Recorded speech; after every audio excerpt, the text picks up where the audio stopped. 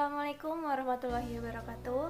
Perkenalkan, nama saya Dewi Mustikawati, mahasiswa pendidikan guru sekolah dasar, Fakultas Keguruan dan Ilmu Pendidikan Universitas Lampung tahun 2020.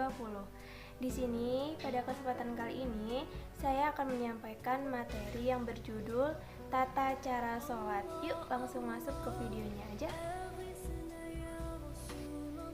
Tata cara sholat yang pertama yaitu takbiratul ihram. Takbiratul ihram adalah mengangkat kedua tangan.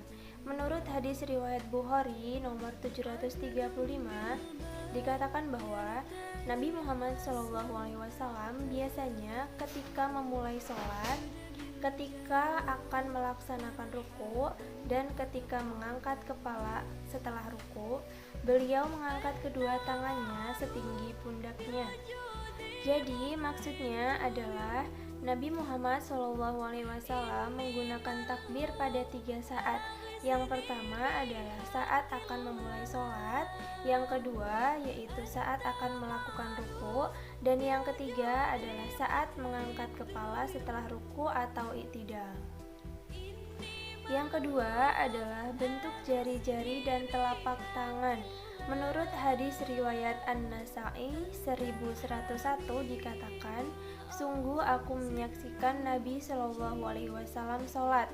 Ketika beliau memulai sholatnya, beliau bertakbir lalu mengangkat kedua tangannya, dan aku melihat kedua jempolnya mendekati telinganya.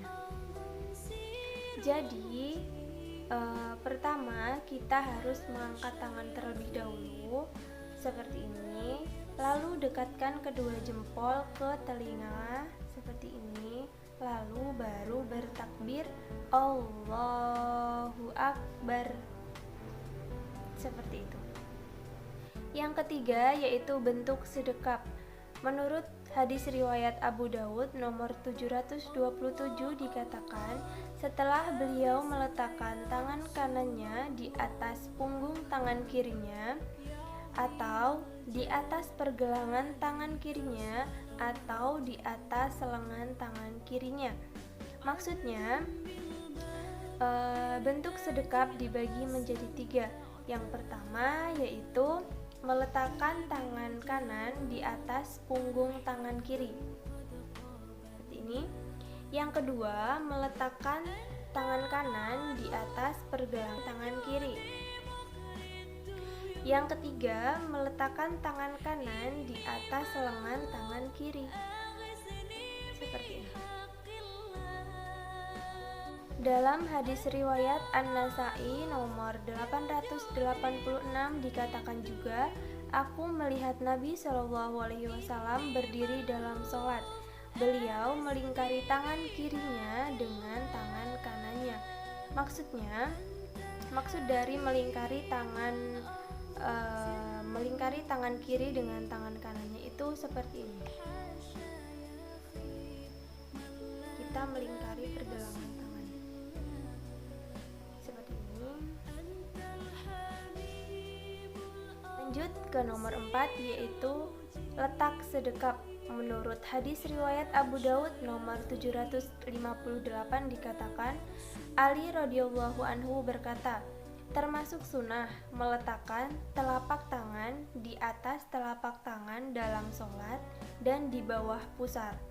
Jadi maksudnya itu meletakkan telapak tangan di atas telapak tangan lalu diletakkan di bawah pusar seperti ini. Ini termasuk sunnah. Ada juga dalam hadis riwayat Abu Dawud nomor 759 dikatakan, Rasulullah Shallallahu Alaihi Wasallam meletakkan tangan kanannya di atas tangan kirinya, kemudian beliau mengencangkan keduanya di atas dada ketika beliau sholat. Maksudnya yaitu tangan kanan diletakkan di atas tangan kiri seperti ini, kemudian dikencangkan di atas dada seperti ini. Ini juga boleh, jadi silahkan bisa dipilih mau pakai yang mana, asalkan mengikuti hadis yang diyakini masing-masing. Oke, next ke yang kelima yaitu doa iftitah.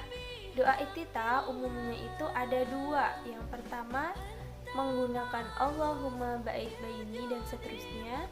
Yang kedua yaitu menggunakan yang Allahu Akbar kabira walhamdulillahi katsira dan seterusnya. Lalu kita harus pakai yang mana? Apakah harus pakai yang Allahumma ba'id baini atau pakai yang kabira walhamdulillahi katsira? Sebenarnya kalian boleh pakai kedua-duanya, itu nggak ada yang larang. Kenapa? Karena kedua-duanya itu memiliki hadis yang mengiringi mereka masing-masing dan itu sudah sahih, jadi bisa diikuti.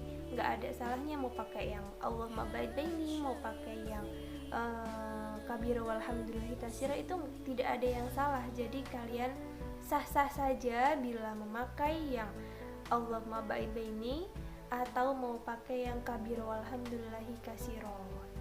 Jadi nggak perlu diperdebatkan lagi. Oke, sekian yang dapat saya sampaikan untuk saat ini. Ada kurang dan lebihnya saya mohon maaf, dan kepada Allah saya mohon ampun. Saya akhiri, wassalamualaikum warahmatullahi wabarakatuh. Dadah.